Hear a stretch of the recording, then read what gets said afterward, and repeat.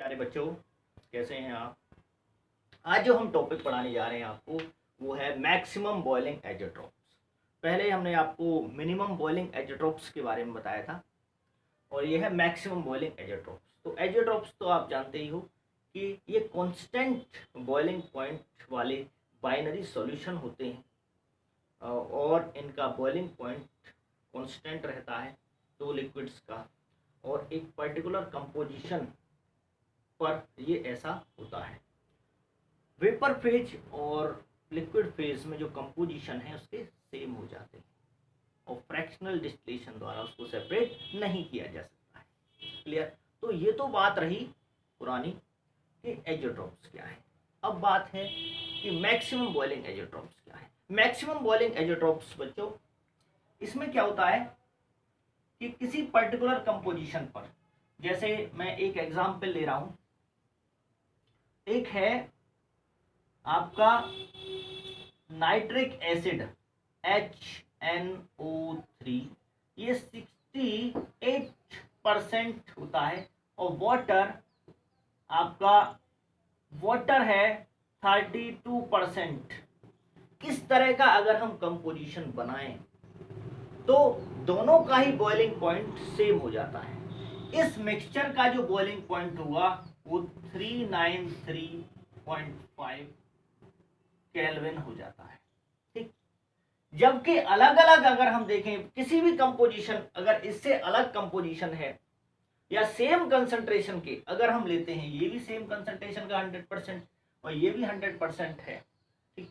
Pure अगर ले हम तो प्योर का क्या होता है, प्योर आपका जो HNO3 है उसका 359 केल्विन होता है।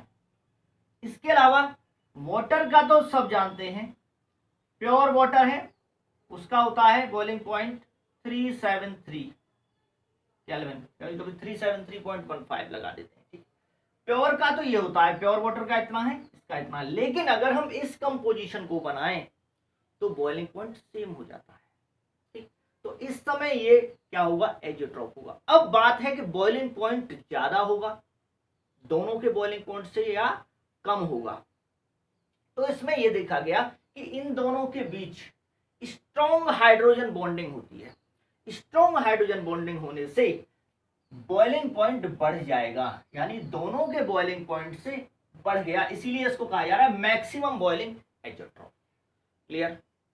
तो वाटर में आपस में हाइड्रोजन बॉन्डिंग होती है, इसमें भी हाइड्रोजन बॉन्डिंग ही होती है, लेकिन जब दोनों मिलते हैं तो दोनों के बीच जो हाइड्रोजन बॉन्डिंग है वो स्ट्रॉन्गर होती है।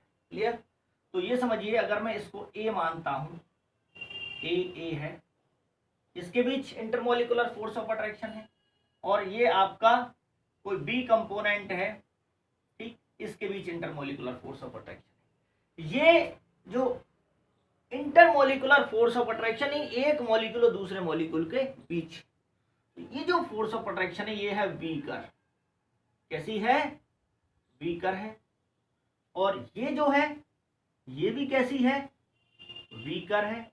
लेकिन जब दोनों को मिलाएं तो बने ए और बी के बीच जो इंटरमोलिकुलर फोर्स ऑफ अट्रैक्शन है, ठीक है, ये स्ट्रॉन्ग, ये बॉन्डिंग नहीं होती है, ये इंटरमोलिकुलर फोर्स होती है, ये कोवैलेंट बॉन्डिंग नहीं होती है। तो ये जो फोर्स बनती है ये है आपका, ये भी फोर्सेस ही है, ये भी फोर्स ही है, ये कोवैलेंट बॉन्ड नहीं है, जैसे HNO3 के बीच, वाटर और वाटर के बीच। ठीक। तो यहां जो बॉन्डिंग होगी ये स्ट्रॉन्गर हो जाए। ठीक। स्ट्रॉन्गर तो बॉइलिंग पॉइंट क्या होगा, बढ़ेगा उसमें। समझ में आ गया बच्चों। तो अब देखिए इसको दिखाएंगे कैसे हम। यहां पर इसको हम ऐसे दिखा सकते हैं कि यहां देख लीजिए, ये देखिए इधर मैंने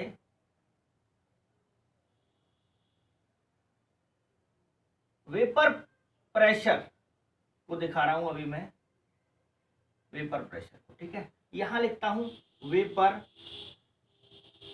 प्रेशर ऑफ सॉल्यूशन, सॉल्ट। अब यहां जो लेता हूं मैं वो मोल फ्रैक्शन, यहां कंप्लीटली HNO3 के मोल फ्रैक्शन ले रहा हूं, ये है 1, और यहां वाटर के मोल फ्रैक्शन क्या है 0, ठीक है, क्योंकि मोल फ्रैक्शंस का सम होता है 1, यहां प्योर कंपोनेंट में मैंने HNO3 लिया।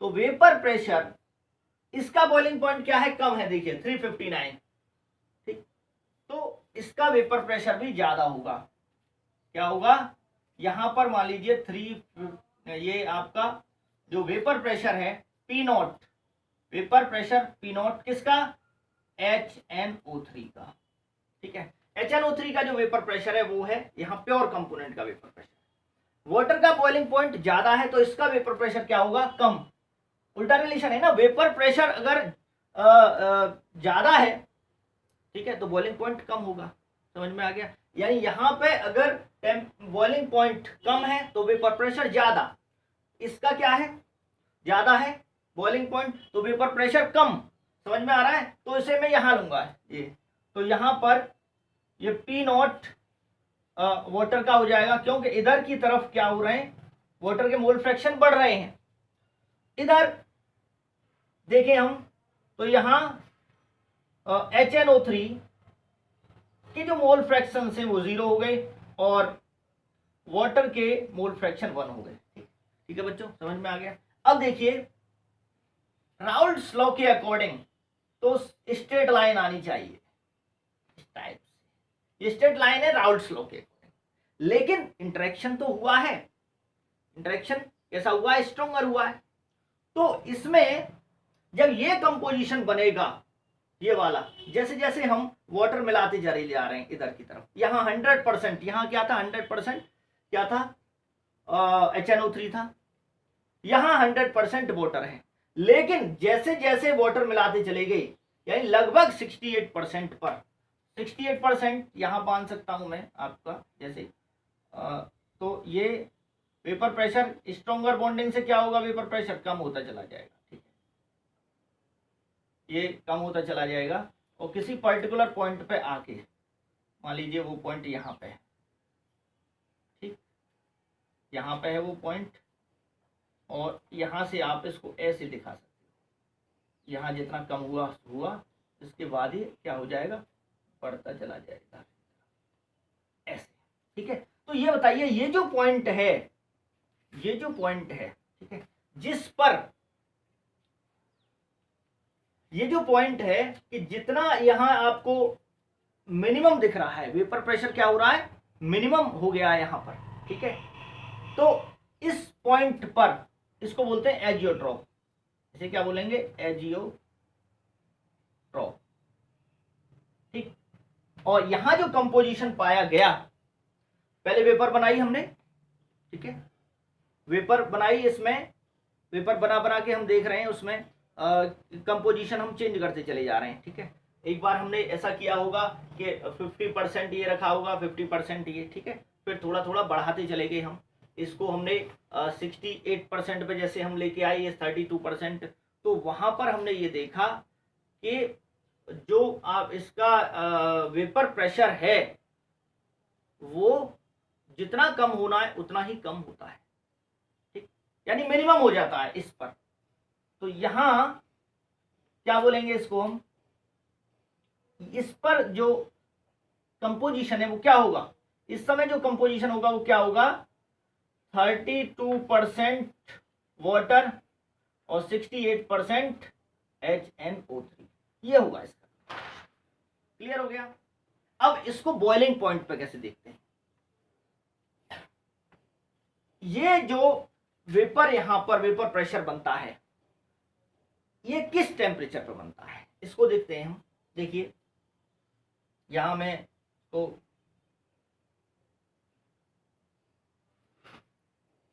ग्राफ नीचे दे रहा हूं आपके सामने, ठीक है, और देखिए यहां से मैं रफ कर देता हूं, ठीक, ये बाद में लिख देंगे इसको, टेम्परेचर का अगर हम देखें बॉइलिंग पॉइंट का, तो देखिए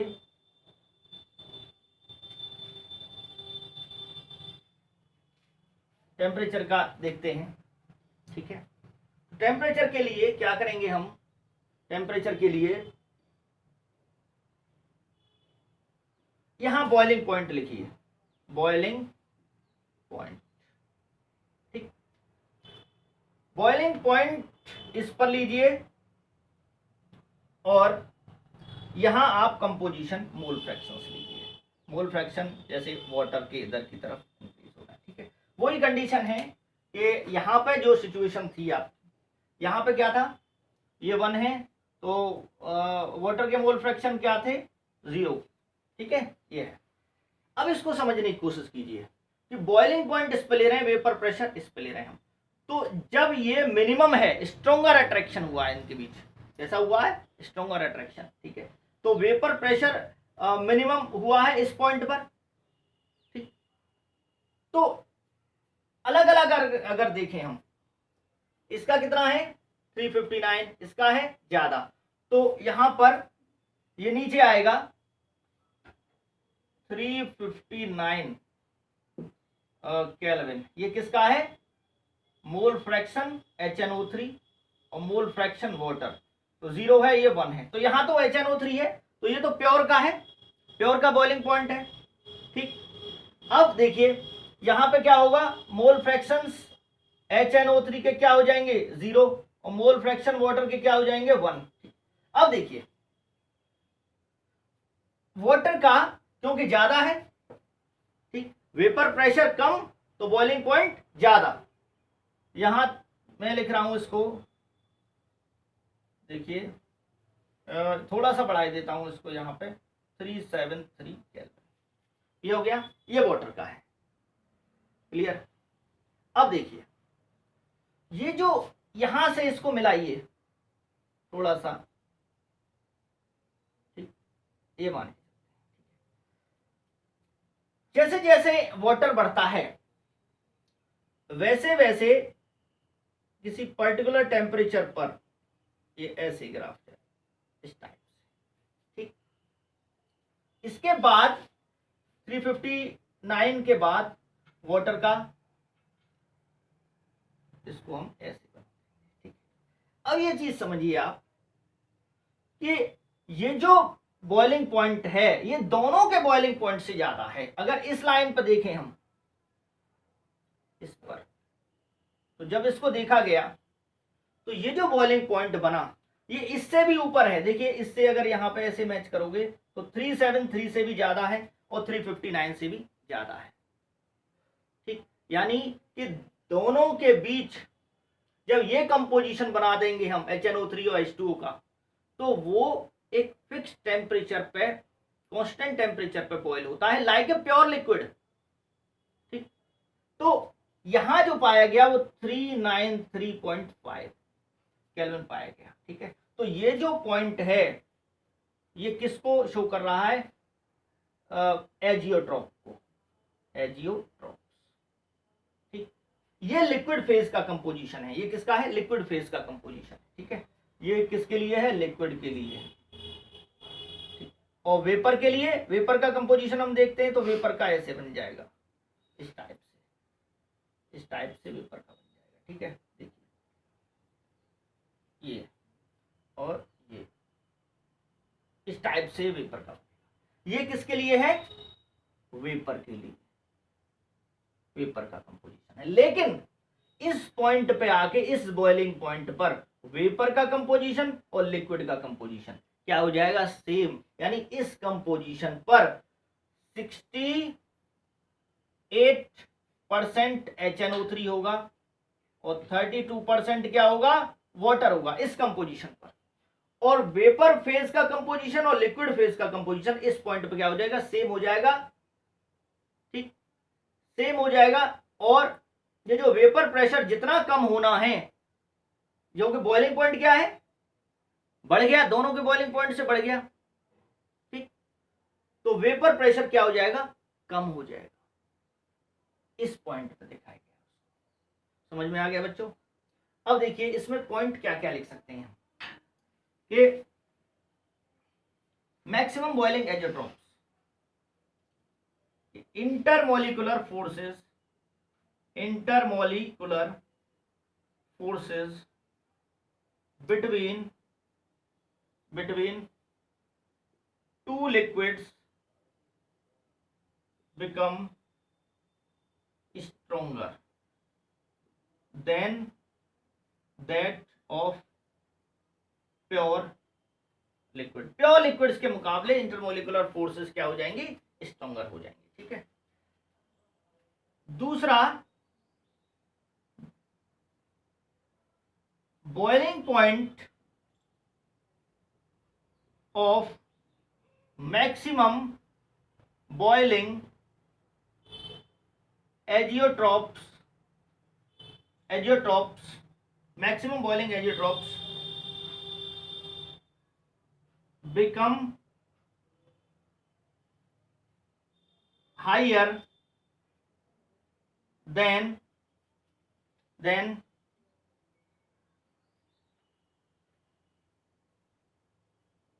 the two pure components.